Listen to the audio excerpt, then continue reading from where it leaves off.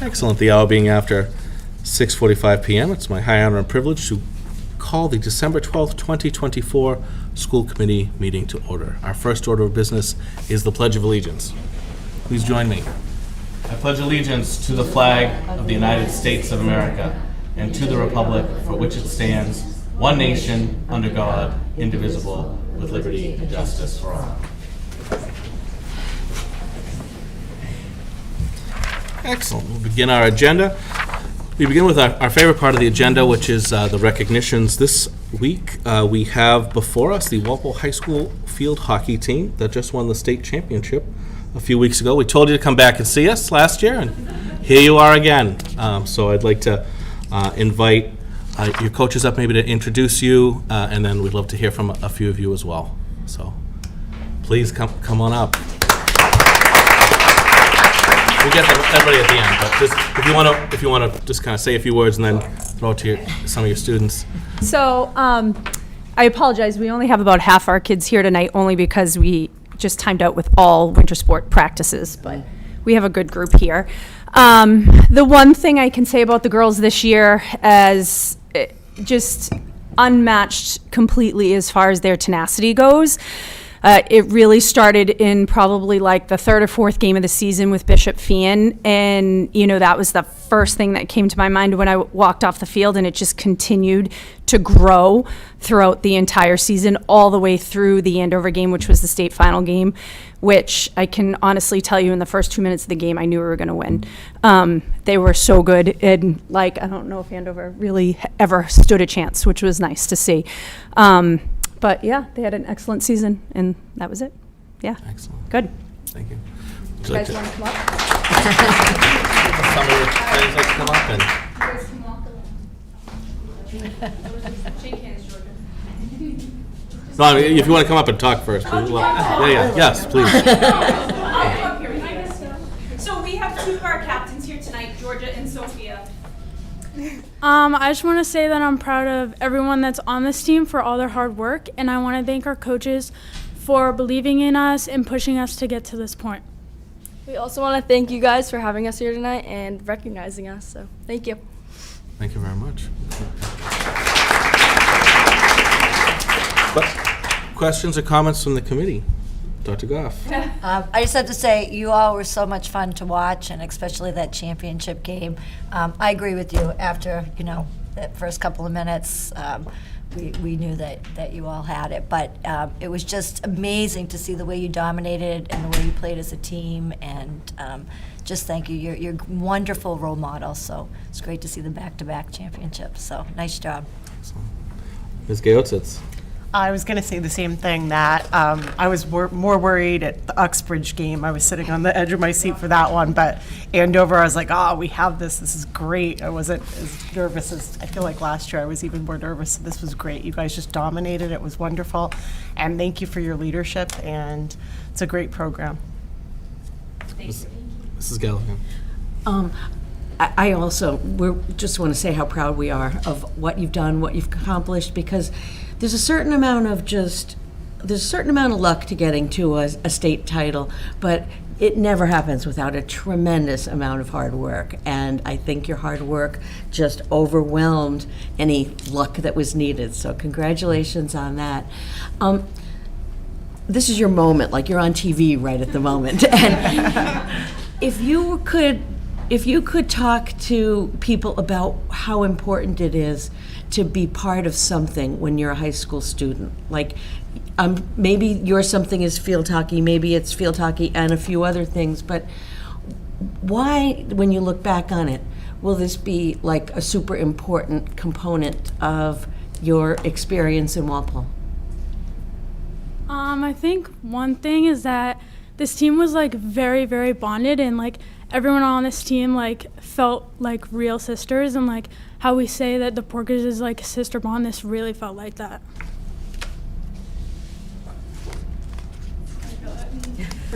No, that's great. I think it's important to find something that really matters to you.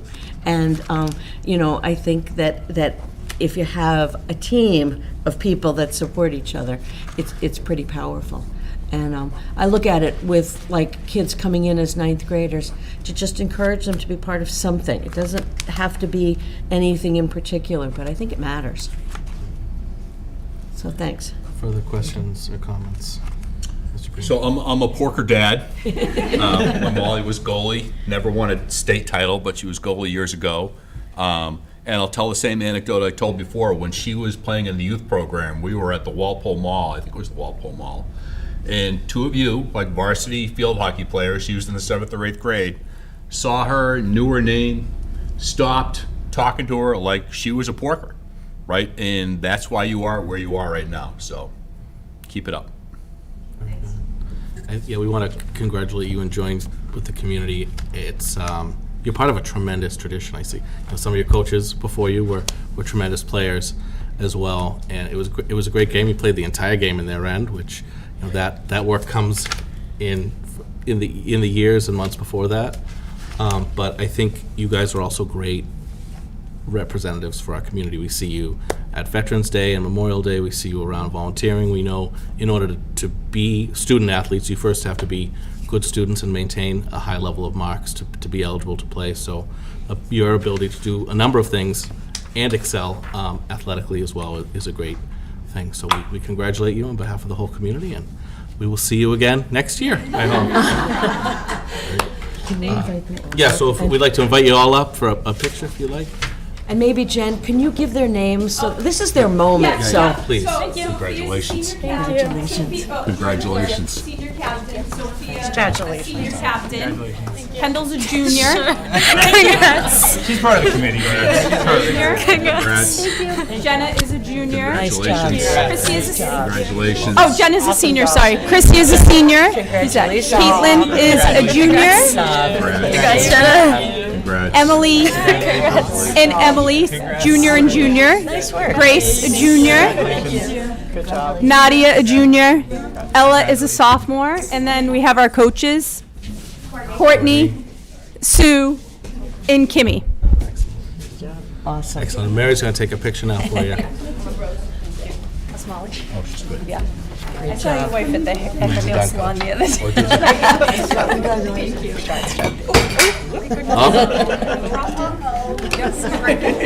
Thank you. Thank you. Sorry. Thank you.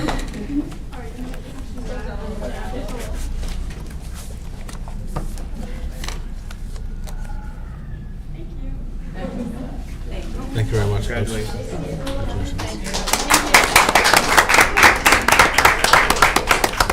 Bill, might I just add? Could I add? Mr. Breen. Could I add something? Maybe I shouldn't say this, Coach, but one of my favorite stories was years ago at the freshman meeting when my daughter was a freshman. Coach Murphy was up there, and this is why you are a championship team. She's speaking to the freshman parents, and she said something to the effect, if your child is not playing as much as you'd like, or is not playing the position you would like her to play, that's because it doesn't put us in the best position to win.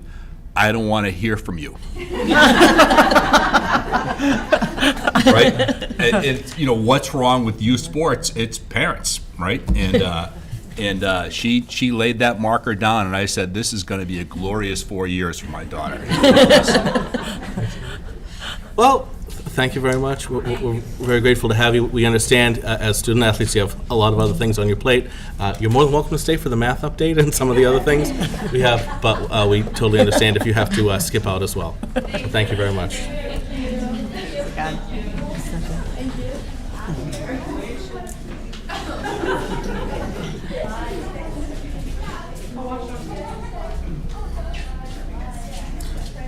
Our next order of business is our Walpole High School student report. We have Favor, our representative, and fan favorite, here to give us our December report of the activities of the Walpole High School. Favor, please. Thank you.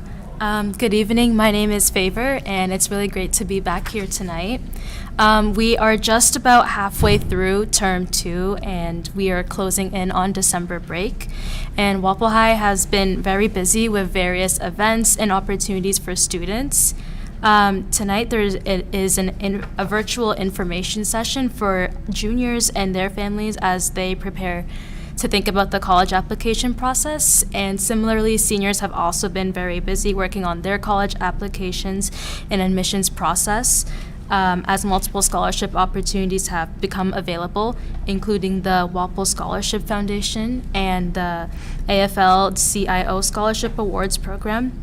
And students who are interested in pursuing the trades also had a hands-on training session this past Saturday, and students interested in innovative career pathways have the opportunity to participate in internships such as the IBM and the Work-Based Learning Alliance.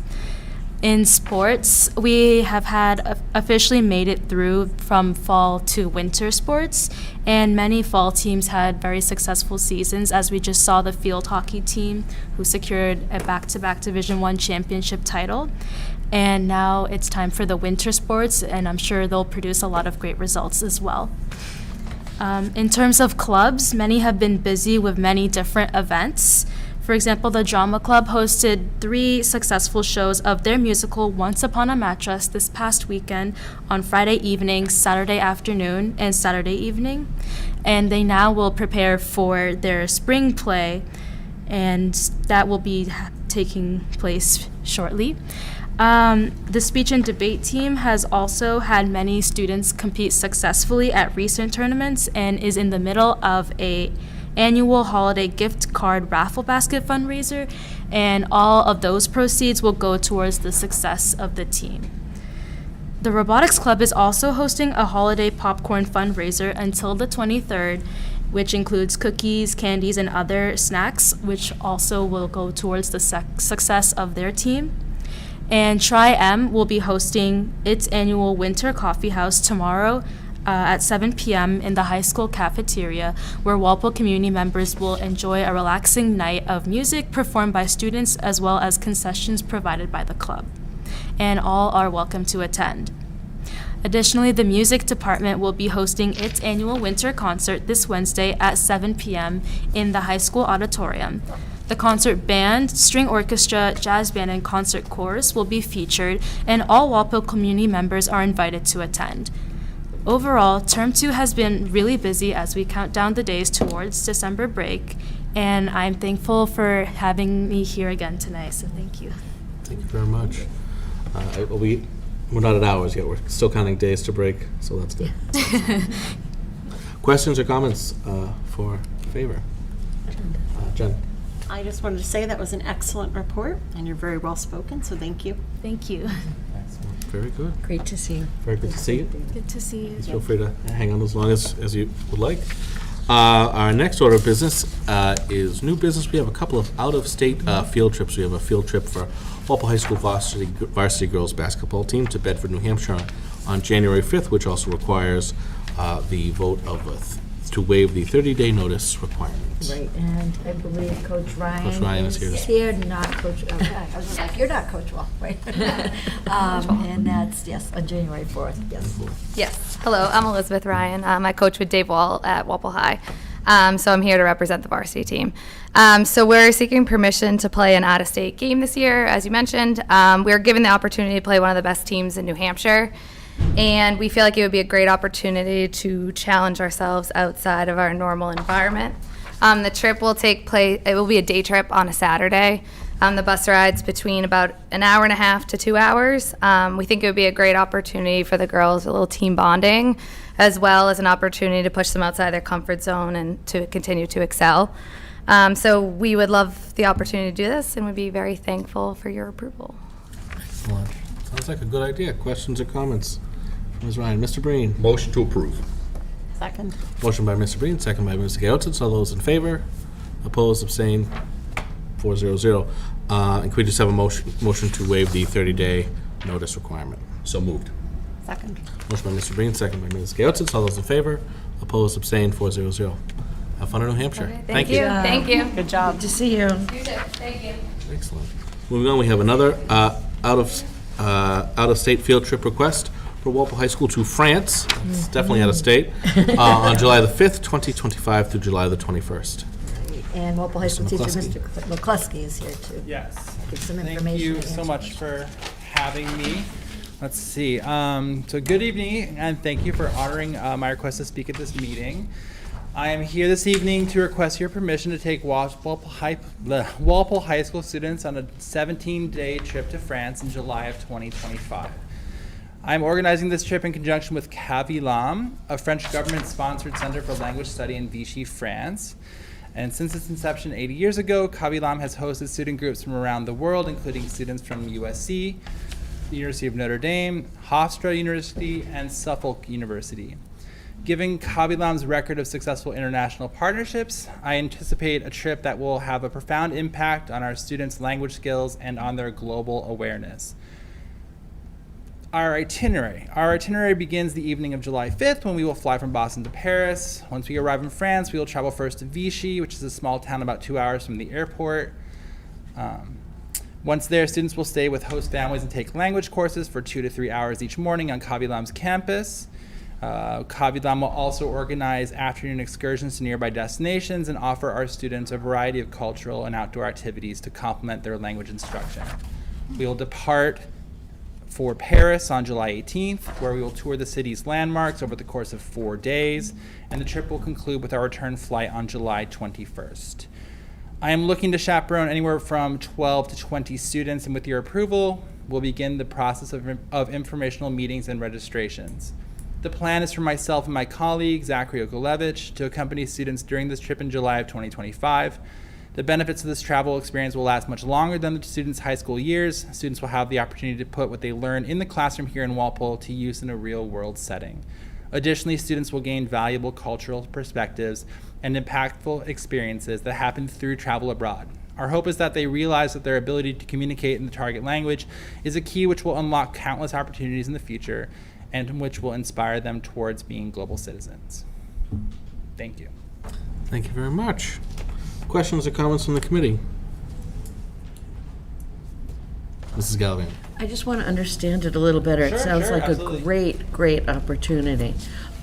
Are you targeting kids who are in French classes? Yeah, so the trip is only going to be open to students in French classes because there is such a immersive language component to the trip. Okay. So since they'll have French classes in the morning for 2 weeks, they'll be staying with French-speaking host families for the first 2 weeks.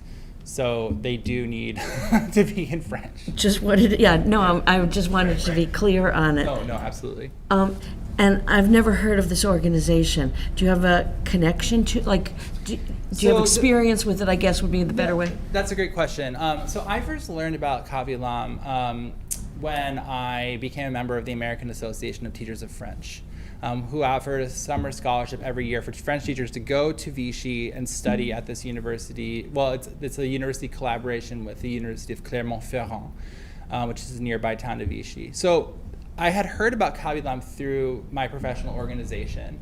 And when I was looking for trips to France, the thing that I was missing in the typical big tours was the lack of immersive language experience that I wanted my students to have. And so as I pursued some different options, I looked at the University of Louvain in Belgium.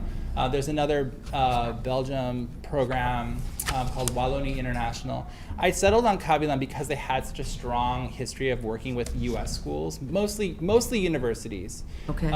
They do a lot of high school work with other with schools from other countries. There are several Australian high schools that go to the CAVILAM every summer. There's Italian high schools that send their kids every summer.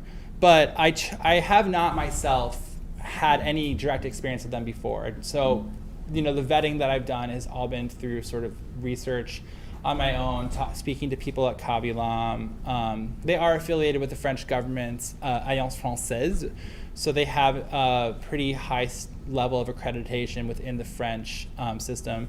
And the Embassy of France coordinates or has coordinated teacher scholarships on behalf of CAVILAM throughout to winners of awards, French teachers throughout the U.S. So it's a nonprofit organization. It's been around for 80 years. That's, I guess, the sort of way that I kind of came to believe that they would be a good experience. It is a first trip there to this organization, so there is a bit of an unknown factor as well, to be totally upfront with you. But I'm hopeful that given their reputation, that the students will have a great experience. Okay, 2 more questions. The families that the students would stay with, do they have, like, students close in age, or could it be that it would be, you know, a couple without children? Like, They how- most likely do not have students close in age. Okay. So the families are chosen by the school for their willingness to like entertain host students and to and to do cultural activities with them outside of the regular curriculum of the school in the morning. They're instructed to cook dinner for the students, make breakfast for the students, pack lunches for the students when they're on weekend excursions. But usually, typically, there's not students their own age at those host families. Okay, and what about, like, Cory checking and stuff like that for the, you know, Right. the safety of our students going there? Yeah, excellent question. So there, as you can imagine, there isn't exactly a Cory in France. It's a different system. What the school does is the school runs their own checks on the families. They do site visits to the families' homes, and they follow up with them with repeat site visits to make sure that the standards are being met throughout the year. My impression through communicating with Kavi Lam is that the host families are part of a network that they've used for several years, and so the likelihood is that the students will be staying with repeat host families that the organization has vetted Thank you. multiple times through experience as opposed to just the first time. Okay, thanks. Further questions? Mr. Breen? Motion to approve? Second, I did have a question. Second. Further discussion? Yeah. So I did a similar program to this with an immersion and stayed with a host family when I was in college, and I thought it was an excellent experience. Forced me to speak more than I may have otherwise done, which is something you pointed out when you picked this out. You know, going into a country and just ordering versus actually being forced to communicate so that you can communicate. It was just a really great experience. So I think this is going to be a wonderful experience for everyone. I would encourage you, if there are any hidden costs or cultural differences, I'll give one, and this is going to sound ridiculous and make my age apparent, but back then we didn't realize, like, we would use the phones to reach our friends at another house. Now you would probably just use cell phones, get an international card or what have you, but nonetheless, in Spain, like, the local calling was much more expensive, and I couldn't understand why my host family was saying, oh, just run over to the house across the way. And I was like, why would you do that? You just pick up the phone. So just keep in mind, like, I would make sure to communicate any of that information with the students so that there's real expectations and they respect the, you know, people who are hosting them. They may not know otherwise, because I certainly didn't. No, absolutely. I mean, I think the one thing that I liked about the offering that Kavi Lam has in their program, their package, is that, you know, there are some costs that typically students bear themselves when traveling through other tour groups, which are, like, for example, lunches are almost never included. And I think the nice thing here is that, like, they will have that included for the vast majority of their days. There's, like, a few times where they wouldn't have lunch included. But yes, it's a point well taken, that we need to prep the families to be ready to, like, just in case, have a little bit extra set aside for unexpected expenses that might come up. Mrs. Gallivan? Just one more thing. I noticed that Notre Dame Cathedral is now open to the public, and that's on your list, so. Yeah, it's very exciting. Yeah, I'm super excited. I have to say, like, the one sort of point of apprehension that I have with organizing this trip is it does require kind of daring on the part of the students, because they're going to be staying with families, they're going to be traveling, they're going to be speaking French so much more than English every day. So I hope we get a good turnout if the trip is approved. So we have a motion and a second. Obviously, we had a lot of questions, so we always have those teachers who bring students overseas to come back and give us a report. It sounds like we'll be very interested to hear the report on this one. I love that there's a academic component in the morning for a lot of the tour as well. So with that, I have a motion and a second. Any further discussion? Seeing none, all those in favor? Opposed, abstained? 400. have a good trip. We'll be very excited for your luck. report. Thank you. I'll be happy to come back and give an update when we. Excellent. Bring some students good. in. It'll be good. Thank you. Moving on, our next order of new business is math update. Right. John Mr. Rodolphe, Math Rodolphe. Department Chair, will start off and introduce everybody from elementary, middle, and high school. Going to switch up the order a little bit this year. All right. My name is John Rodolphe. I'm the math department chair, 6 to 12, but I'll be speaking mostly about the high school this evening. Thank you for inviting us to give you some updates.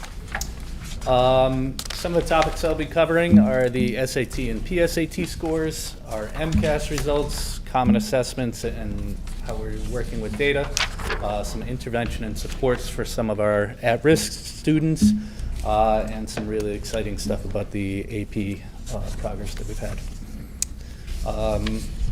Before I really get into depth, I just want to share our department core belief, which is that every student can achieve and experience success. Engaging curriculum encourages participation, collaboration, and requires students to develop critical thinking skills to justify their responses. And as I walk around and walk into classrooms, I'm seeing more and more of this occurring, a lot of collaboration, problem solving, instead of just kind of crunching numbers. So we're really getting students to think and prepare them for their futures.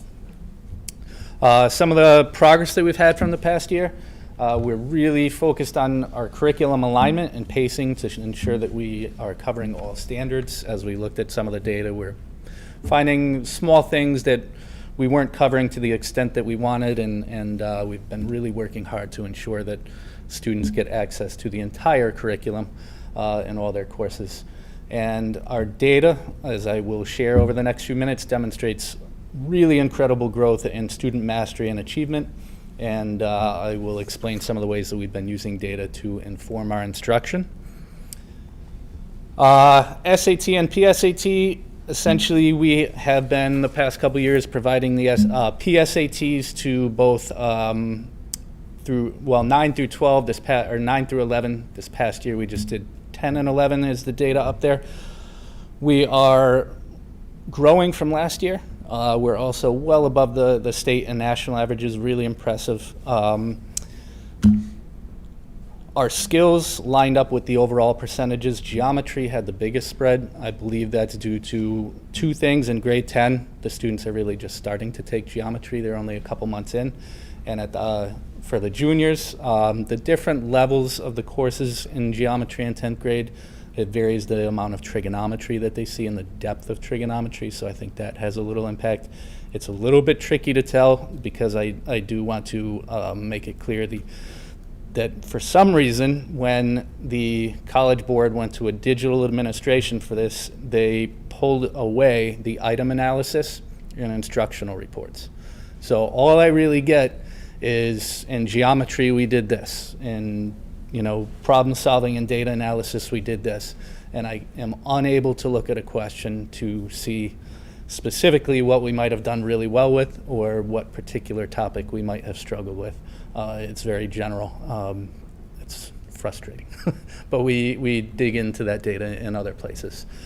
The SAT data, as well, is a little bit difficult to compare. Again, we're typically above the state and national averages, but it's a little bit tricky with our testing frequency.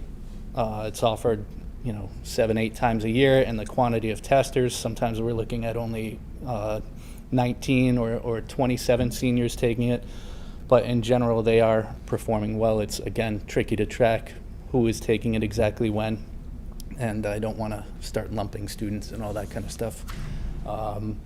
So it's, and again, no item analysis, very tricky to get really good data out of it, to be totally honest.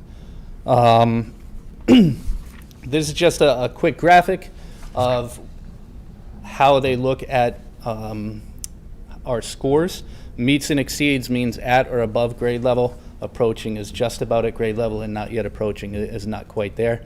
And what this is really targeting is success in college at this point. Having high levels of success in collegiate level courses is what this is making an estimate of. So we have some really great numbers.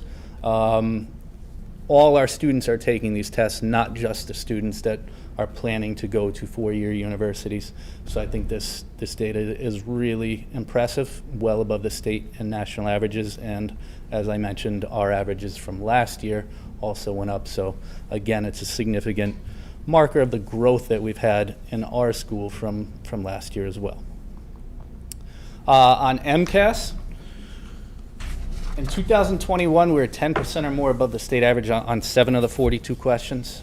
We are now, in this past year, we reached that target on 30 of the 42 questions and 5% plus above it on almost all of the questions. So really doing well. What I am most proud of is a student growth percentile. What that measures is students that performed at an equivalent level in 8th grade, how they then performed in 10th grade to their peers that were at that level. The state will always be at about 50. We're at 55. Doesn't sound like a huge gap, but it really is when you look at a whole cohort of an entire class. And again, we exceeded both cohort and overall state SGP in every subgroup with available data. So that's the students with disabilities, the high needs students, low income students, all of them were well in excess of their cohorts within the state and the overall state. So just from in that 2-year period, our students have experienced phenomenal growth in their mathematical knowledge. And I'm very proud of that on behalf of our department. 71% met or exceeded expectations, way above the state average. And one of our goals was to kind of take some of those met expectation students and bring them up to the exceeded level, and we increased that by 7%. So we really hit one of those goals. Again, we will continue to work to increase that number.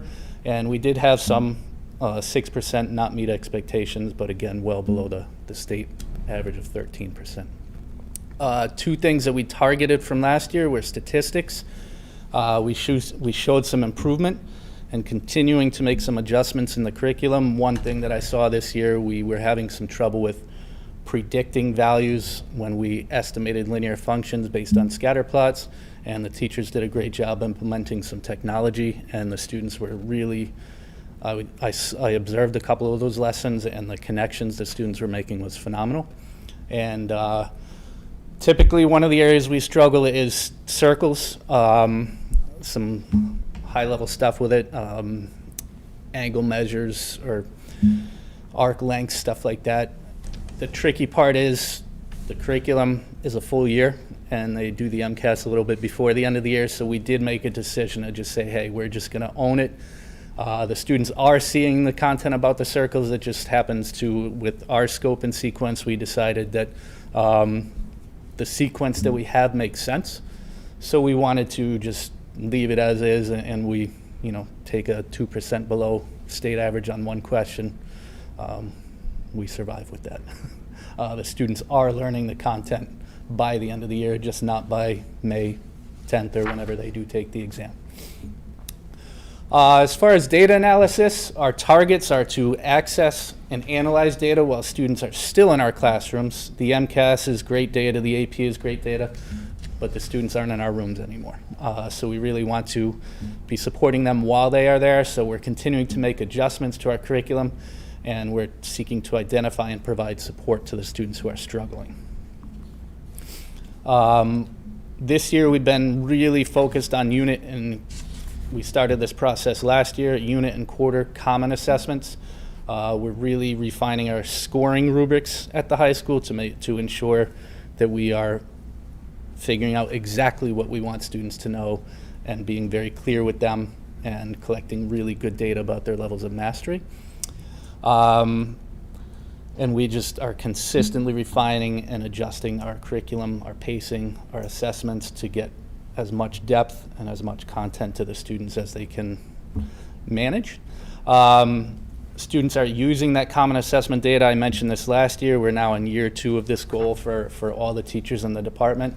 They're using this common assessment data to pick a couple of items each year to kind of refine the lessons and ensure that they do some reteaching, but also redesigning that lesson or improving it for next year for the students that will have it the next time. So some of the things this year so far, There was a parallel and perpendicular line lesson. Last year, the students were struggling to graph the lines and come up with the lines. So the teacher front-loaded a little bit this year and just did a basic review of graphing the lines, and that way they could access the parallel and perpendicular better. This was in a class with some struggling students, and the results, we don't have a ton of data yet, but the results do seem to be positive. And in an algebra class, an approach we have some teachers kind of getting the students really involved, up, walking around, writing on some vertical whiteboards, and they did that solving absolute value equations.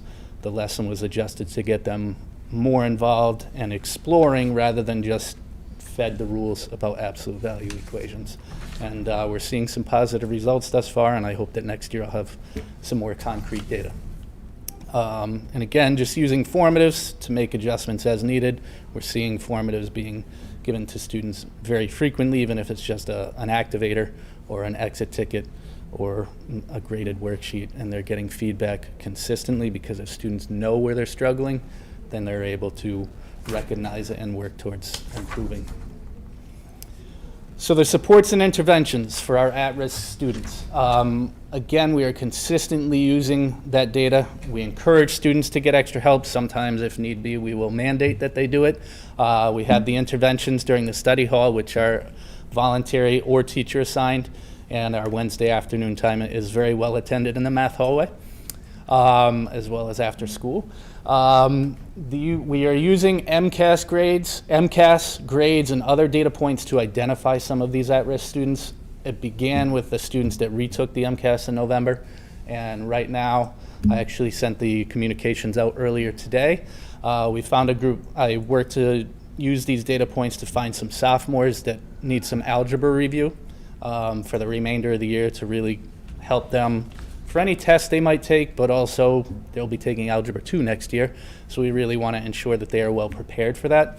What we're going to be doing is using IXL, which Jill is going to talk a lot more about. We originally had the order reversed, so I will let her explain in a lot more detail about that. It's going to help identify specific content areas that these students are struggling with, specific standards, very focused, and then provide individualized support for them instead of a generic, you're struggling in this class. We'll be able to pinpoint it and provide direct support. And again, I think Jill's going to provide a little more detail on that. Advanced placement. Our enrollment in our AP math courses is at the highest levels. I tracked it back about a dozen years. Even without our newest course, AP Pre-Calculus, we would be about an increase of close to 20% from anything I've seen in the past 10 or so years. It's an increase in every course. Our performance held strong even with this increased enrollment, which kind of two goals targeted at once: high scores and high enrollment. We had 86 students last year take AP courses in math. 77 of them received passing scores. 67 of those 86 received a 4 or a 5, which is really important if they're heading into a STEM career. A lot of those colleges might not take the 3s, unfortunately. So having that huge high rate of the elite scores is really going to help them get those college credits. And we've also had an increase in staff prepared to teach AP courses. We had 2 teachers trained in the summer of 2023, one in statistics, one in calculus AB, and one this past summer in 2024 in AP Pre-Calculus. And I guess I should probably include myself in 23 for AP Pre-Calculus as well. So we're well prepared to handle ideally even more enrollment in the AP courses. I have a few slides here with some data. I won't bore you with all the numbers on there. I just want to highlight the 2025 enrollment. We have 134 students taking AP math courses this year, and I'm just incredibly excited about that, and I'll talk in another minute or two about some of the opportunities that we're providing now to students that may not have accessed it in the past.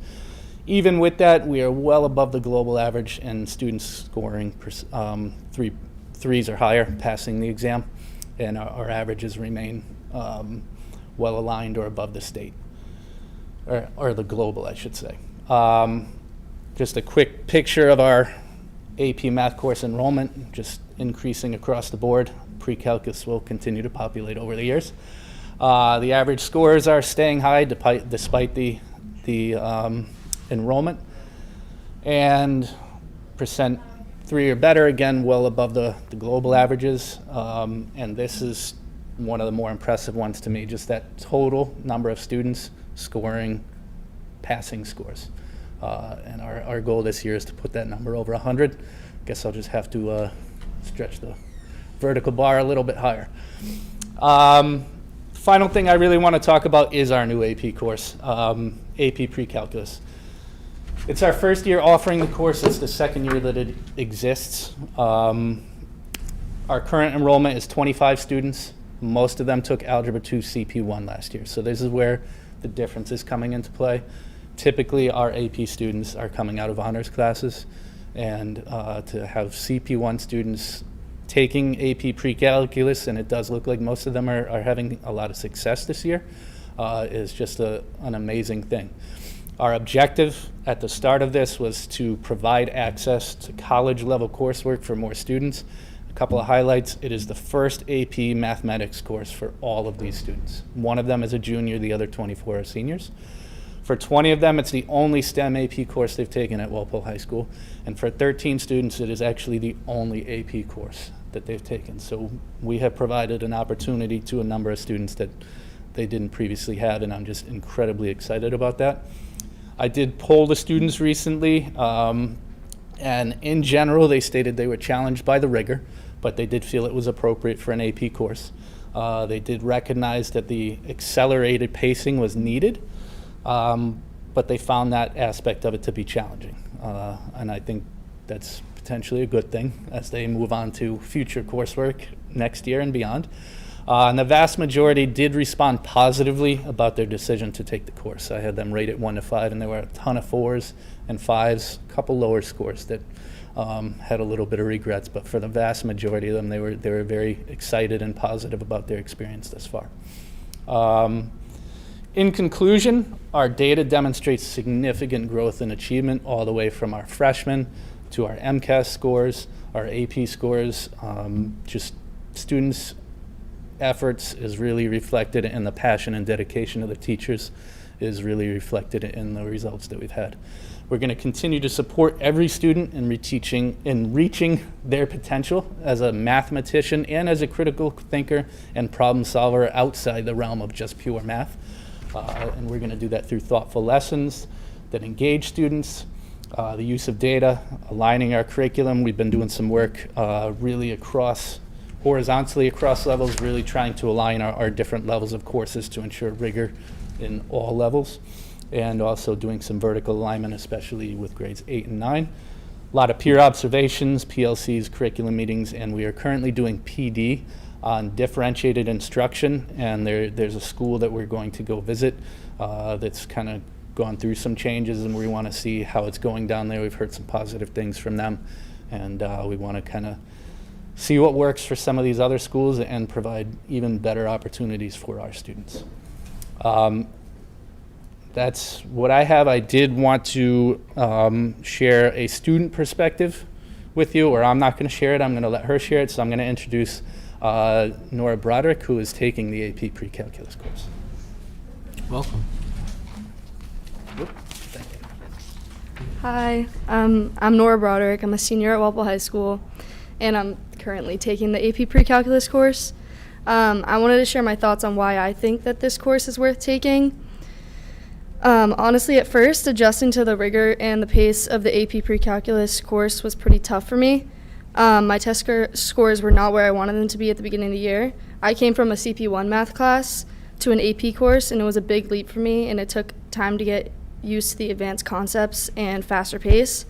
But with the hard work and dedication I put in, I'm now hitting my goals and really enjoying the subject, actually. The workload in AP Pre-Calculus is definitely challenging, and at first I felt overwhelmed, but once I adjusted to the workload, it became quite manageable. AP Pre-Calculus really pushes you to think critically and develop problem-solving skills that will be useful not just in math, but in many areas in life. Throughout the course, I've learned different strategies to approach and solve problems, which has been super helpful for me learning.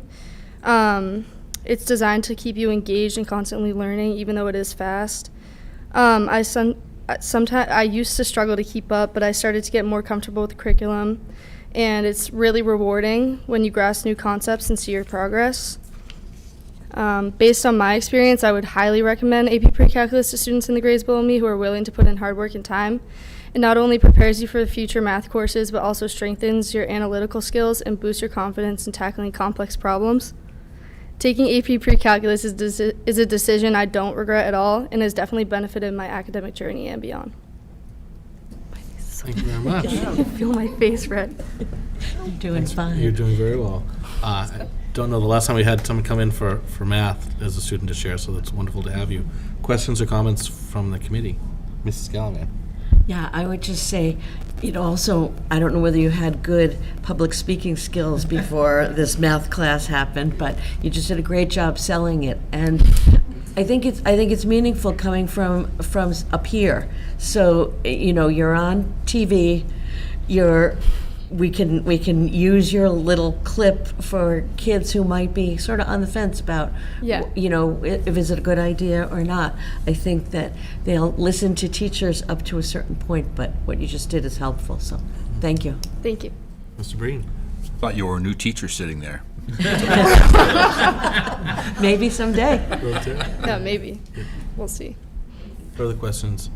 I think it was very great to hear from you because, as you described, that's what we want. We want you to challenge yourself. You're really exemplifying what we've asked the math department, all our departments, to do. You take that next step, and we just had Fales, Leach, and Rogers scholarships last week, so we were all looking at everyone's transcripts, and it's amazing when you see how many students were able to use APs to take off a few courses, and that freed them up to hit the ground running in their, I don't know what your plans are after high school, but able to really dive into the fields they want to because they got either a head start within that field with APs or were able to sort of take some prerequisites off the table as well. So I think it's a great opportunity, and I'm glad you're doing well. So thank you. Thank you. Thank you for coming.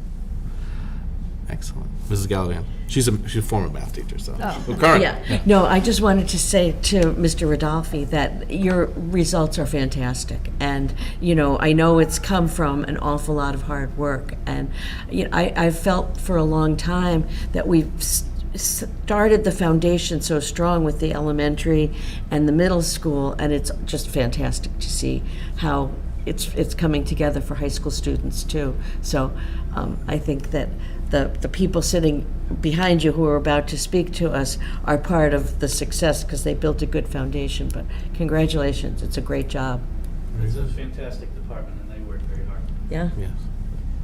Anything further on that piece? Thank you very much. We really appreciate you speaking with us this evening. Thank you. Nice job, Nora.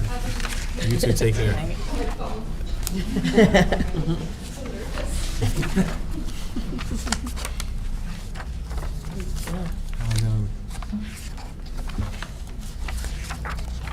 Can you top that, Jill? No, I didn't bring a kid. And I didn't even bring another person this year. It's a little weird. Good evening, and thank you for having me. My name is Jill Masterson. I am the STEM coordinator at Walpole Middle School. I am very excited to be here this evening because we've got some big things to talk about. So maybe I can top it just because we've got this beautiful new building that I will share with you some of the updates from our new middle school. I'm also going to share with you some information regarding the new 7th grade related arts course that we implemented this year. We've also made a switch from iReady to IXL in combination with the ELA department, which we are very excited about.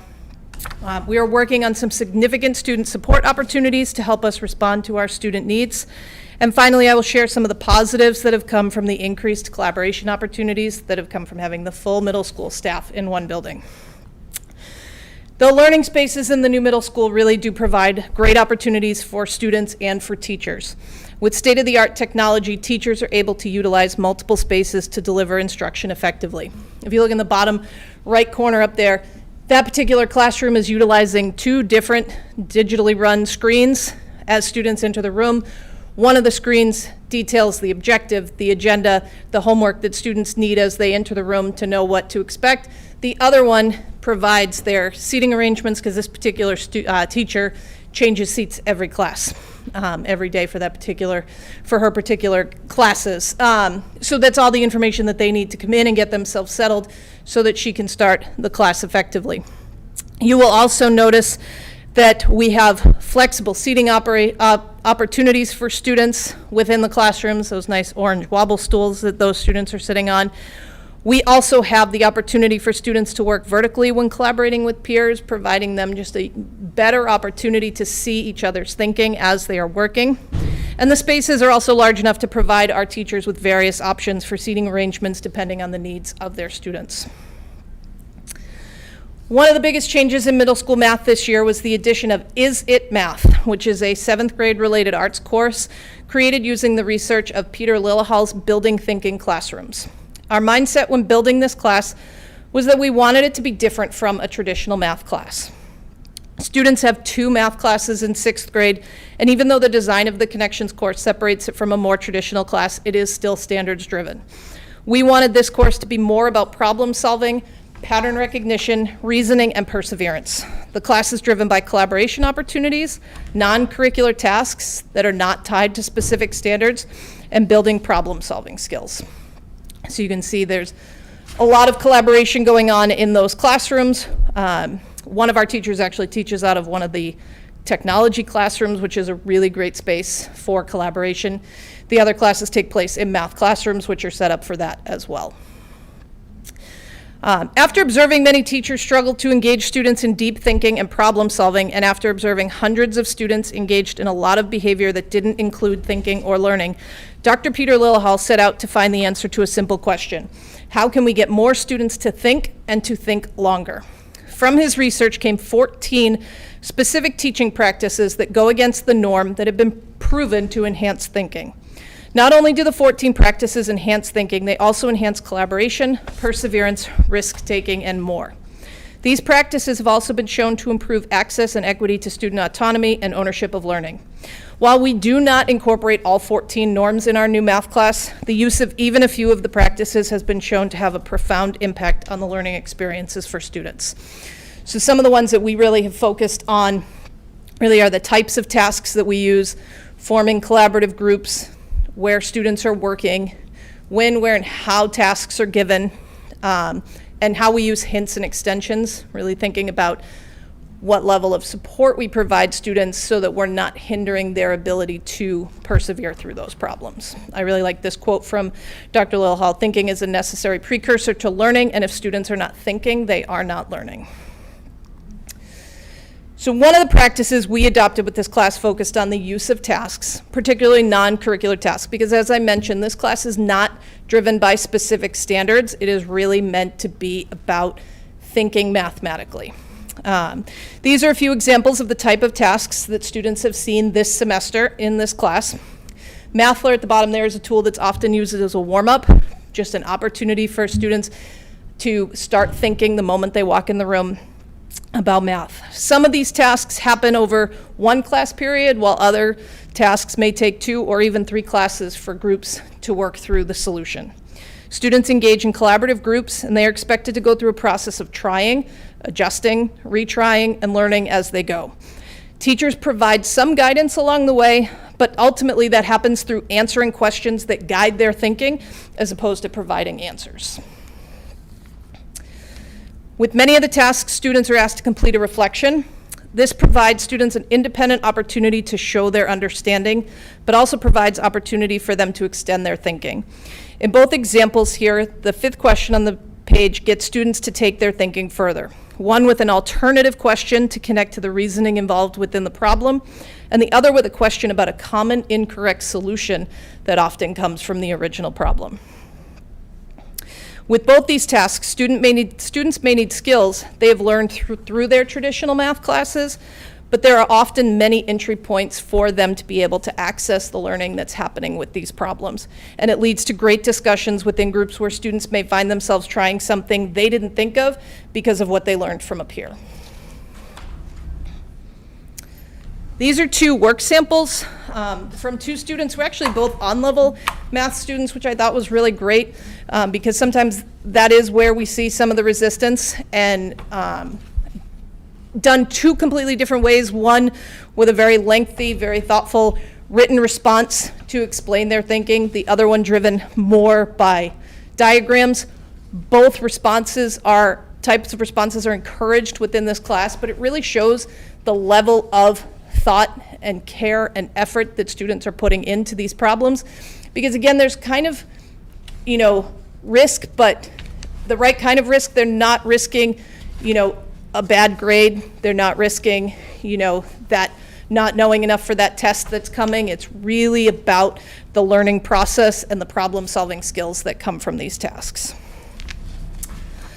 All right, as Mr. Rodolfi mentioned, we are very excited. We are implementing the program IXL as our diagnostic tool for math and for ELA this year. A significant benefit to switching to IXL is that we are able to offer individualized skill plans for all students to allow them to work on skills based on their individual levels as we monitor their growth throughout the year. As you can see from this, we are pushing 300,000 minutes of time spent on IXL through math and ELA, which is just amazing. The number of questions that students have answered is a crazy number. We started this with the diagnostic assessment in September. We will capture student growth again in January and then at the end of the year, but we are actively able to monitor the progress of the whole school, grade levels, specific classes, and individual students throughout the year. So what is really unique about IXL is to ensure accurate data. Students actually work on the diagnostic assessment all year long. They go in 10 minutes per cycle in their math class. And as a result of this our data is always changing and updating based on the work that students are doing.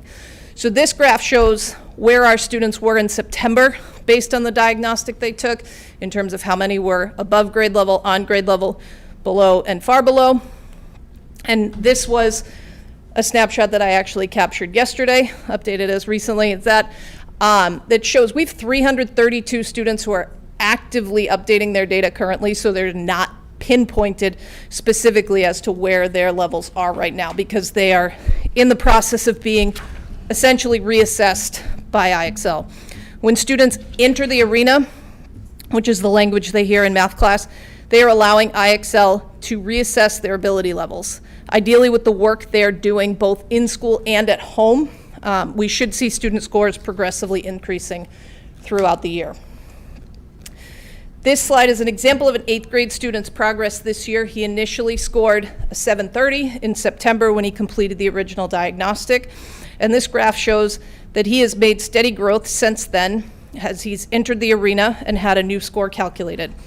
As of this month, his diagnostic score has increased by 110 points, and he is now at a mid-8th grade level, right where he should be. And we can see this for all of our students. Teachers can see this for their own individual students as well. This is a very active part of life in Walpole Middle School right now. For math, students enter the arena in math class for 10 minutes once per cycle, as I've mentioned.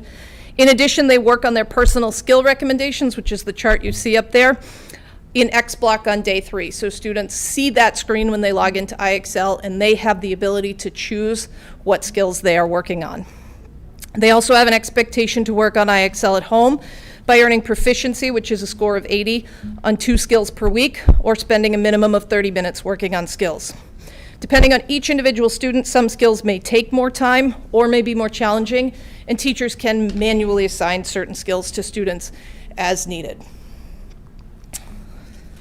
As I mentioned, it is a big deal around Walpole Middle School, to the point where teachers are really working to make this a motivating and exciting learning opportunity for students.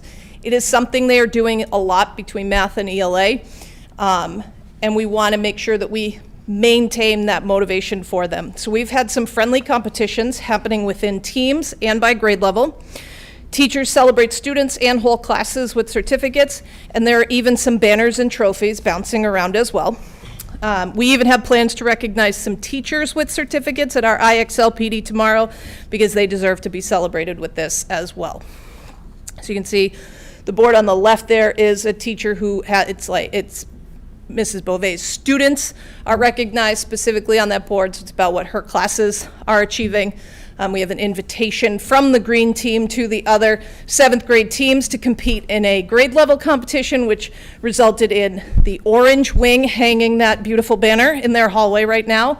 Another teacher monitors the progress that her classes are making and makes it a competition within those classes so that they are competing against each other a little bit. And again, she loves it because that top class at that particular time of that snapshot was an on-level class, and the above-level classes are not the top ones on that chart, which is a little bit motivating for those students, which adds a little excitement to it.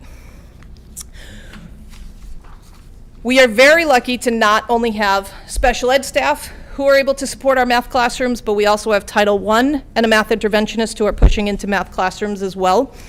During X Block, our math interventionist offers 2 days for each grade level where teachers can assign students and identify a specific need, whether that's reviewing for an assessment, reteaching of a specific skill.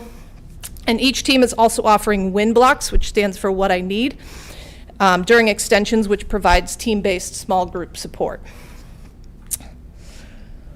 One of the most exciting things to come out of combining the middle schools for me is the increased time available for collaboration. Each content area has a grade level PLC time that takes place during a full 52-minute block, 1 time per cycle. This used to happen during X Block, which was 20 minutes if we were lucky by the time coverage arrived and we got together. So this is happening during a block that is off for those teachers, so no coverage is required. And it provides an opportunity for our teachers to collaborate while looking at student data, responding to specific areas of difficulty, writing assessments, and sharing challenges and successes. The full department still meets 1 time per month for curriculum meetings where we may still break into grade level groups, but we can also devote time to department specific tasks. In addition, groups of teachers have collaborated for book studies, with a few teachers reading Building Thinking Classrooms by Peter Lillehall, which I'm really excited about because there are a lot of themes from that book that can benefit all math classrooms, not just our related arts class. And Joe Bowler's newest book, which is titled Mathish. As part of the process, the teachers meet in a book club format to discuss what they have read, focusing on a few chapters at a time. All in all, the first few months in our new middle school are off to a great start, and I look forward to what will come in the future. Very good. Thank you. Questions or comments for middle school mathematics? Mrs. Gallivan. You knocked it out of the park. You did a great job. No, it's exciting. It's really exciting to hear. Yes. And it's fun to get a little glimpse on the related arts piece. So thanks. Yes. Mr. Breen? I would add, you mentioned not doing things that are standards-based, because not everything, I think we need to clarify that. Standards is what's going to be tested at the MCAS, correct? Correct. That's what we mean by standards. So the fact that you're not doing things that are standards-based doesn't mean there's not a standard there, Correct. right? Yes. That we're actually, I guess, literally outside of that box of the standards. That's great. Absolutely, yeah. Our goal with that class is really to impact those classes that are driven by the standards by taking this time to really hone in on problem-solving skills and perseverance, which are things they need to be successful in those standards-based classes. So to be able to provide that focused learning opportunity for our students without the stress of what's going to be tested at the end. Yes. Further questions or comments? I really appreciate that. I think over the past few years we've heard from a lot of your colleagues about the interwoven nature of what we're doing, especially in the lower grades as we build, set the table and build a foundation. So this is great. I would have liked to see some of that mathish type of thing back in the old days when we were just kind of, here's your mimeograph sheet and we're all in a row. I think that's going to have great success moving forward. Further questions or comments for middle school? Thank you so much. Thank you.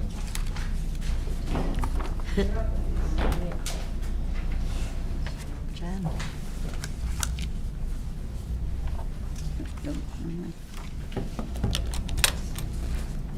You put it up, or do I find it? I think it's the next one. Okay. Oh, there we go. And what do we hit to advance? This one? All right. Well, good evening. Welcome. I'm Sheila Rinaldi. I'm the math coach from Boyden and Old Post Road. And this is my colleague. And I'm Jen Terigian, and I'm the math coach at Elm Street School and Fisher School. Thank you for having us. We're excited to tell you about what's happening in the elementary schools right now. So, I am not hitting the right button. You get it. Oh, there we go. Okay. So we have entered into year 3 of implementations of our Bridges curriculum. And so what does that look like? It looks like our teachers are working on examining their practices and routines that they've put in place to make sure they're supporting engagement, differentiation, and student discourse. Our veteran teachers, thank goodness for them, they are serving as mentors for our new teachers as they embark on their Bridges journey. And as math coaches, we have created and compiled resources for our teachers on our elementary math website so that they can find things they need in one place to save their precious planning time. So that's kind of where we are in our Bridges. So in that, we wanted to take a look at the data that we've compiled over these first 2 years to see how we are doing. And so this is the common assessments over the first 2 years, these next couple of slides. And while a direct comparison can't totally be made since we're looking at 2 different groups of students for the 2022-23 school year and the 2023-24, you can see that we can look at that for trends, areas of strength, and areas for growth. As you will see, the percentage of students in each category remains relatively consistent over the 2 years. So this is for kindergarten, and now this is grade 1. The data is very similar for grade 1, and not only can we see that the data is consistent, but the second column would be the same group of students from the first column of the K graph, which if they were side by side, you would not be able to see that the percentage of students in green has increased, especially in our operations and algebraic and numbers in base 10 standards, which would be the hope as the hope or expectations as our students develop in their math competencies. Measurement and data is often an area that students come to school with a little less background information, so it's not surprising that we see a little more orange in that set of standards. But I will tell you the things that we ask kindergartners and first graders on their interviews about geometry and things like that, I don't think I learned about till I was in 4th grade back in the day. So I think we're really building that foundation for them. As the curriculum becomes more challenging, you can see that our district still remains between 70 and 80% of our students are meeting or exceeding our expectations for our common assessments and all math standards within the grade level. So when we started to look at grades 3, 4, and 5, we took a little bit different approach to look at our data. We wanted to be sure that how our students were performing on their common assessments throughout the year would also be reflective of how they would perform on MCAS. And in all 3 grades, we often had more students scoring in the meeting and exceeding category on MCAS than were showing that level of proficiency in our Bridges assessments. And that is good news because it shows that our program matches or exceeds the expectations on MCAS. So we can feel confident as a district that the Bridges curriculum is preparing our students for the rigor of MCAS and the high-stake testing or problem-solving situations. Here's grade 4. So while the percentages in grade 3 were fairly close, you can see in grade 4 that 7% more of our students were in the meeting or exceeding category in MCAS than in our Bridges forefront data. It's like when you're a parent and you hear that your child is so neat and organized and respectful at school and you think, my child?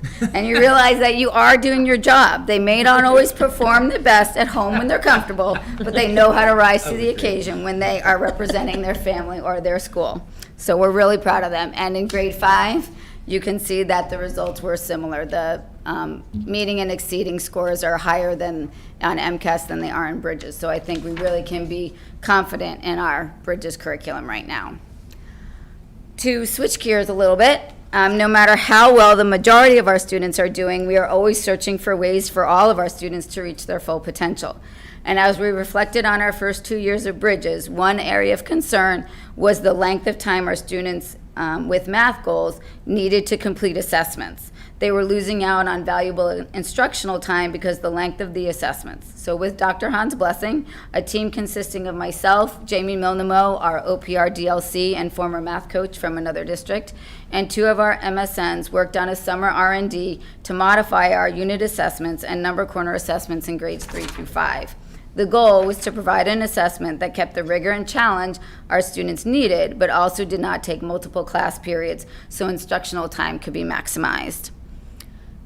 So using Canva, we were able to create assessments that look very similar to the regular unit assessments, which allowed us to provide all students what they need without drawing attention to their differences in any kind of negative way. So this is just one page of the grade 5 unit 2 pre-assessment. The first page on the left is the modified. The real assessment is on the right.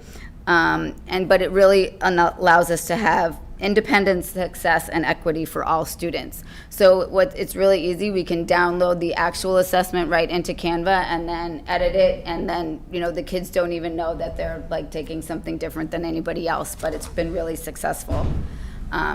So this data, these graphs show the results from our first 2 unit assessments this year for these modified, and it's great to see that the process is working. Students are successful, and most importantly, we are able to spend more time on instruction with those students while getting the information needed from assessments to guide our instruction, particularly for these subgroups of students. I am going to pass the mic over to my colleague Jen now, and she's going to tell you about our continued success with ST Math, our new Math Fact Lab program, and the grade 4 grant we received from DESE this year. Hi, everyone. Last but not least, here we go. Okay, so this is very similar to a slide I showed you last year with the new data for the past year of 23-24. Grades K through 5 continue to use our digital math supplement, ST Math. Each objective of the grade level journey aligns with our state's math standards. As we've discussed in the past, this gamified visual instructional program is designed intentionally without instructions to leverage the brain's innate special temporal reasoning ability to solve mathematical problems and builds deep conceptual understanding. Classrooms across the district set weekly goals and visually track completed puzzles to celebrate progress, which has clearly continued to drive student motivation and success. One of the things we love about ST Math is the actionable data we receive. One analysis tool is a report that shows the growth of students in grades 2 through 5 from the pre-quiz to the post-quiz for each learning objective.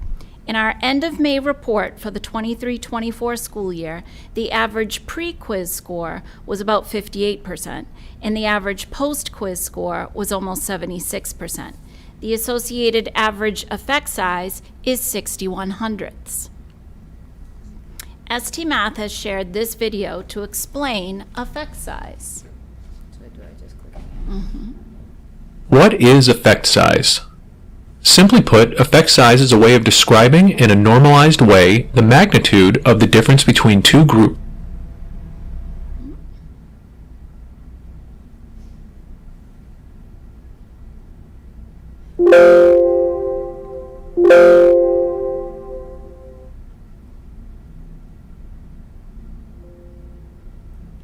There you go. Yeah, there we go.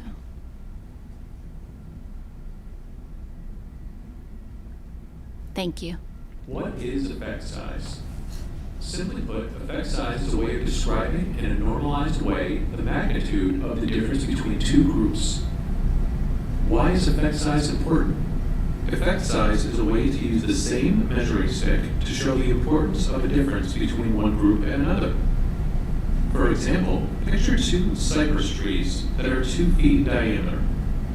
How far apart do you think they would need to be in order for the difference to seem important? Say 3 feet? Now, let's think about 2 giant trees that are 50 feet in diameter. How far apart do you think they would need to be in order for the difference to seem important? A lot more than 3 feet, right?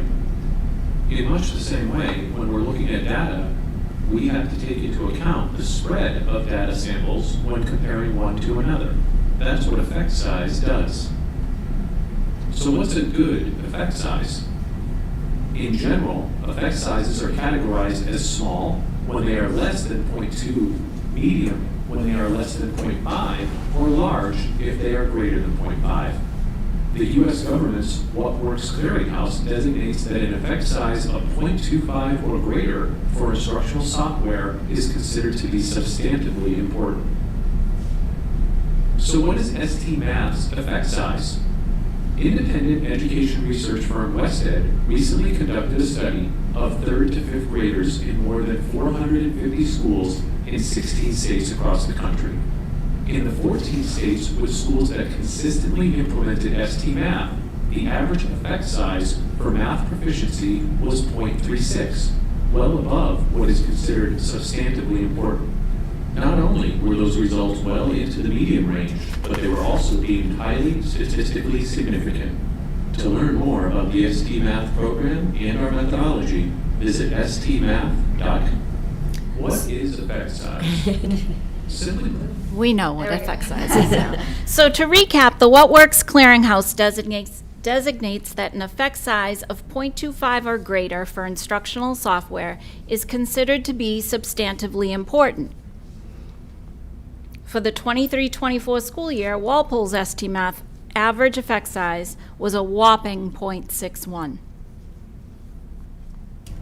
When we receive a quiz growth report, each row displays a grade level objective. The gray bars show the pre-quiz distribution of scores. So the first bar represents how many students got only one question correct on the pre-quiz. The second bar shows how many students got 2 questions correct, and so on. The orange bars show the distribution of post-quiz scores in the same way. The goal is for the orange bars to move to the right, meaning most students are getting 4 to 5 questions correct on the post-quiz. By analyzing this data, we can see which objectives or standards need to be strengthened and further addressed in class prior to other assessments, such as the MCAS. Last year, some of our elementary classrooms took part in a free trial of a fact fluency program called Math Fact Lab. This platform was designed by a 5th grade teacher in Vermont to help meet the needs of his students post-pandemic. This school year, our district supported us in purchasing annual subscriptions for students in grades 1 through 5. Math Fact Lab is an adaptive program that builds fact fluency through practice with digital tools and the same visual models we use in our Bridges program to help build conceptual understanding. Math Fact Lab is a teacher-created math fact program which helps students of all ages to develop fact fluency. Our students learn reasoning strategies and develop number sense as they practice with problems represented pictorially using a variety of models. For example, this student is working on her times 6 facts, which is level H in our multiplication and division program. Here on the student dashboard, she can select from a menu of 8 multiplication and division. With open arrays, for example, students practice both multiplication with a missing factor and division as they try to determine the missing dimension of each rectangle. If they need help, they can always hit the hint button. Or to practice division exclusively, the student may wish to choose bar diagrams. Here, the entire bar represents the dividend, or the number to be divided, while each section of the bar shows the quotient or solution to the division problem. When students have demonstrated that they have had sufficient practice with these facts, they take the level of their assessment to show that they're ready to be promoted to the next level. Of course, Math Fact Lab also offers addition and subtraction fact practice. This student is working on the near double facts, which is level G in our addition and subtraction program. Like with multiplication and division, he has a menu of activities to choose from. These activities all pictorially represent problems using a variety of familiar tools common to most math classrooms. For example, this first activity selected, addition problems are represented using tools called 10 frames. Here, subtraction is modeled with beads using a manipulative called a reckoner. Our double bar diagrams require students to flexibly add or subtract, whichever the situation calls for. And find the difference helps students to see the same problem in 2 different ways, thus building a stronger conceptual understanding of these inverse operations. We also offer you, whether you're a teacher, administrator, or parent, the tools you need to flexibly incorporate Math Fact Lab into your classroom, school, or home. From monitoring progress in real time to learning reports, making accommodations, Math Fact Lab is here to help you meet the fact fluency needs of all your students. So students are using the program at least twice a week in the classroom to strengthen their fact fluency and have access to it at home on our school student resource page and our family math site. Awarded 20 flexible seats for this school year. Our students meet in small groups of 4 online. Imagine Learning is a leading provider of K-12 digital educational solutions, working alongside teachers to support over 15 million students nationwide. The first 12-week pathway that focused on place value concluded today.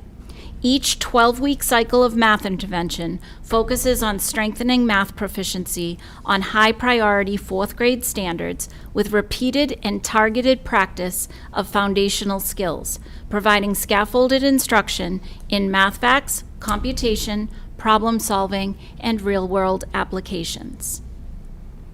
4th grade teachers have recommended students for participation in Imagine Learning's next intervention pathway, Fractions, which will begin in January. During each cycle, student progress and growth is monitored and measured by Imagine Learning with a pre-assessment, progress monitoring at the halfway point, and a post-test at the end. And we share those reports with the participants' teachers. In the spring, coaches and teachers will decide which of the remaining pathways will best meet the needs of our students at that time and form flexible groups again for the final cycle.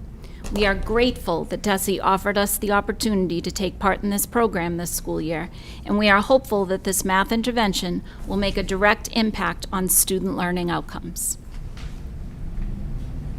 And in conclusion, of course, we can provide all of this data and tell you all about our programs, but without student buy-in, excitement, and engagement, we would not be seeing all these great results. The smiling faces in these photos demonstrate that our teachers do an amazing job of creating positive learning environments so that math disposition stays high, students are excited to learn, and we are building the critical thinking skills they need to be the problem solvers in the real world. So we just needed to share because that's what it's all about. But thank you. Very good. Thank you. Questions or comments on elementary mathematics? Mrs. Gallivan. Another great job. It's exciting to see. And it's amazing to me how much a good math support person can be a partner with teachers. Like what you provided tonight, it's really, it's practical and helpful. So that's great. I did have one question, and it just, the math lab that you were just talking about, it's a grant for this year. Is there any chance? Math Fact Lab or Well, actually, both of them. Math Fact Lab was paid for. Okay. So that was subscriptions, and Okay. it's just for this school year and would need to be renewed again next year. DESE's grant, this was the second year the grant was offered by the state. Last year, they had several vendors that they used, and they had a lot of kinks they needed to work out, or that's how I felt looking at it the first year out of the box. For example, they offered districts the opportunity to participate before school or after school, sign kids up. There were all these different things. So we waited, we did the second year when they had isolated things to one vendor that they felt was most successful, and we applied, and that will be for this school year. And they gave us 20 seats in the program for this year, and it was offered for 4th grade is what we applied for. And I believe it was only offered for MCAS years, like 4th grade, 8th grade, I think were the two. And it was for math. Yeah. So we're just starting the budget season right now. So you're saying potentially, we have to decide if we're going to be able to fund the Math Fact Lab for next year. Do you see the possibility of the grant program continuing, and is it against odds if we were picked this year that we wouldn't, or should we consider it, I guess, in the budget for next year? So I think the Imagine Learning through DESE, I know that that's offered to anyone to apply again. I happen to have a sister-in-law who's an assistant principal, and I know that they received the grant again for a More than second once. year. So Okay. I would imagine that if we apply and there are not other schools or that would rank ahead of us, or if our students show the growth, we get reports that hopefully they would see us as a candidate that would be successful with it again. They look highly at the percentage of attendance. Are the students that we're choosing, are they here in school? Are they on? Are they taking advantage of it? And are we seeing growth? So far in the first, we haven't gotten the final assessments because they just took them yesterday. So they said that we should have them by Monday. So we should be able to see how our students did that participated in this first round. Math Fact Lab, we would, really cross our fingers and hope would be something that the principals, the schools would be able to provide us with again. We're really seeing great growth. One of Jen and my goals is we're concentrating on second grade, really looking at their data, because building those foundational skills of knowing your addition facts to move on. And we're really seeing some nice growth. I actually have been in classrooms the last few weeks kind of giving kids a second. We're learning more about it with each time, we learn more and look at our reports. And the other day I was in a classroom kind of giving them a rundown and talking to them about focusing during their level lifters, and like 12 kids passed a level lifter while we were in class and celebrating, and they were all excited. And another student came up to me and said, I'm at level so-and-so. And so it's sort of like it's catching the same ST math bug. They're looking at us and, I'm on level D. I'm like, that's awesome. So it's really nice to see the math disposition grow around these programs that the students are really getting invested in. And Gigi, our ST Math mascot, is in on this as well. So Gigi is helping out with the certificates for Math Fact Lab and delivering those, because Gigi's excited about all of our math. That's the penguin? Yes. That's okay. That is the penguin, the beloved penguin. Just to be clear about one thing, so there's not, Math Fact Lab's not a pilot, it's budgeted for, so. Oh, perfect. But it's new, it's still new, so I think I understand Jen and Sheila's apprehension to make sure it's continued budgeted for. The grant, obviously getting the pathway results will make a difference, but that's been part of our discussion in our meetings and also with principals about its value. I think we'll learn a little bit more as the year goes on to determine whether or not that would be a budget priority. Anything further? Mrs. Gallivan? I just want to say, I think this is amazing, like all three levels. And I know that when we hired Dr. Goff as our superintendent, we saw, well, I was going to say, between the two of you, you deserve to take a bow also, because we know that you said you were going to put a lot of effort into student learning. And this is a great example of things coming together. It really is well done. It's great staff, so thank you. Thank you. Thanks for coming out. Thank you all. Have a good night. Take care. Moving on to our new business, we have the 2025-2026, I can't believe it, school year calendar first reading. Generally, we read it for multiple times, so this is the first one. Any questions right off the bat about this, Mrs. Gallivan? I'd kind of like to table this. Yeah, just you the know, first This is first well, reading, yeah. I'm just saying, sometimes we do the first reading tonight and then the second reading at the next meeting, and I'd prefer to hold it off because of, the conversations that we had yesterday. Yeah, absolutely. So, I know that we have to vote it at a certain point, but I don't think we have to do it right now. It's early. Yeah, it's early, yeah. Good. Well, we read it once, so. No action on that. We now move on to 2025-2026 school starting and ending times. Yeah, Dr. there's nothing to do here. It's just to note that we're back to the year 1 of 3 switch for the elementary schools in terms of the starting and ending time. So that's just to give you an FYI. I know there was some talk about buses and looking at that in times of transportation. Mike and Kim are still working on the buses and audit and taking a look at the study. So this is just an FYI for where we're at right now. But the two elementary schools, remember they switch their times. Every 3 years. Yeah, every 3 years. Looks like I'm leaving earlier for work next year. Okay. No action on this. That's programmatic. Then we have the 2025-2026 school committee meeting calendar. Again, first reading. We'll just ask folks to, sometimes there are other large community events that don't dawn on us right away when we produce it, so if everyone can take a look at that, we'll put this on a future meeting as well. Again, no rush. Excellent. Moving on, superintendent's report. Yeah, it seems like it's been a bit since we last met. I think it was right before, kind of the week before Thanksgiving. So prior to Thanksgiving break, I just wanted to kind of give a shout out to the cross country. It was really exciting to watch that championship meet at Fort Devens. And it was kind of like the opposite last year, and then run over to the field hockey at Worcester State. So that was a nice day. Last Thursday, I attended the MECO conference, along with many other staff members, and the title for the MECO conference this year was Still Worth the Ride. And the keynote was Dr. Khalees Warnham, and you might know her, that she worked with Walpole a couple of years ago, so it was really nice to see her again. On Monday, it was a really fun Monday this week. I think it was Monday, right, Dr. Hahn? We had a water main break near Old Post Road School that resulted in an impromptu early release day. We extend our gratitude to the OPR staff for their exceptional assistance and to the families for their prompt response to the text and email notifications.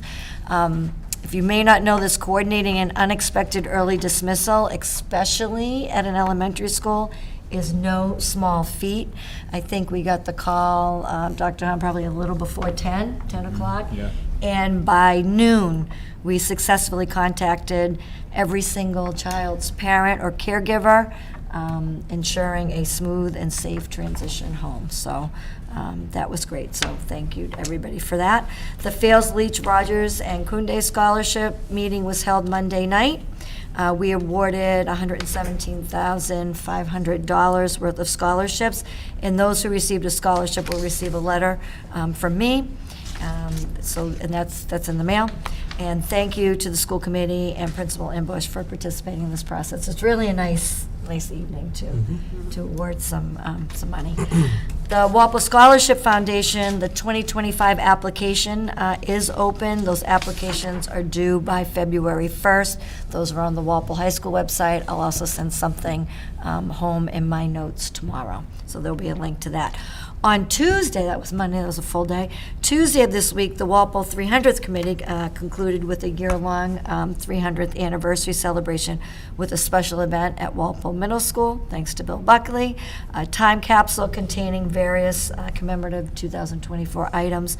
They were placed within the wall of the new school, so that marked a lasting tribute to this milestone.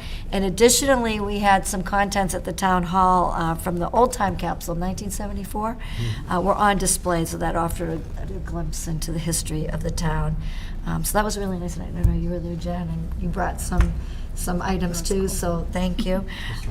And so that was followed, so we had that, and that was followed in the evening by the middle school building committee, which was followed by the high school Permanent Building Committee. So we had a busy day, busy night on Tuesday. Yesterday, I held the third Superintendent Student Cabinet with our Walpole High School students, where we focused on certain projects that our students believe will have the greatest impact on their student body. So we had several visitors attend, providing our students with the opportunity to speak about their focus area, to ask questions, and to gather information. So I just want to thank the following people for joining me and joining our students to contribute to this discussion. Melissa Rainey from the Health Department, Donna Sherman and Mary McDougall from the Waste Reduction Commission. They worked with our students who are interested on green initiatives. Mr. Connor, he worked on mentorship with some students. We're interested in that. Principal Ruggiero, middle school principal, worked with a group on 8 to 9 who wanted to work on improving 8 to 9 transition, grade 8 to 9 transition. And then we had Principal Ambush and our very own Dr. Hahn, who met with a group of students who wanted to talk about academic initiatives. So they found it really, really valuable. So thank you to everybody. We have begun the budget process for the 25-26 school year. Mr. Frisch Commissioner and I are meeting with all members of our Leadership Council to discuss their goods and services budget. This week, we're meeting with our principals and then finishing up with our central admin. So Tom Reeve, our Director of Digital Learning, Dr. Hahn, and Dr. Quealy. And then we have a budget hearing for the January 21st, scheduled for the 21st. And I just want to also remind that, believe it or not, kindergarten pre-registration has begun. And it's going to begin, in January. So information is going to be sent out, principal e-notes, notice in the newspaper, on the website, and mailers. And it's really, really important to get pre-registered so we can get an idea of numbers. Just a reminder to check calendars. We've got some concerts next week at the middle school and high school. Tomorrow's an early release day, and we have winter break starting on the 23rd. I'm good. Questions or comments for the superintendent? Great job. Very good. Seeing none. Middle school building project, Mr. Breen. It is almost done. They're wrapping up the pathway. One note, some of the neighbors are concerned about the lights. That is going to be addressed in terms of dimming them or turning them off. I'm sure there'll be some experimentation when the final switches are installed, but so that's the big thing at this point. And whatever isn't finished within the next couple of weeks, they'll be back in the spring for grass seed and so forth. Very good. Questions or comments from Mr. Breen? Seeing none. High school project update. Well, they're working on that lot over there with all the dirt, so that's their, we talked about a PVC, right? Moving the dirt, where it's gonna go, some piping, all that fun stuff, but, it's a work in progress right now. All right, moving on to subcommittee activity. Anybody? Nothing? I will take a motion to approve payroll and expense warrants. Mr. Breen. I'd like to make a motion to approve payroll warrants 2519 PS and 2521 PS for the amounts listed in your packet. Second. Second by Mr. Breen. Motion by Mr. Breen, second by Mrs. Gallivan. All those in favor? Opposed? Abstained? 400. I'd like to make a motion to approve the following accounts payable warrants. Number 225020, 225021, and 225022, and 225023. Second. Motion by Mr. Breen, second by Ms. Gaeltitz. All those in favor? Opposed? Abstained? 400. Would someone like to make a motion for the budget transfers? I'd like to make a motion to approve the budget transfers that are included in our packet for a total of $90,736, as listed in our packet. Second.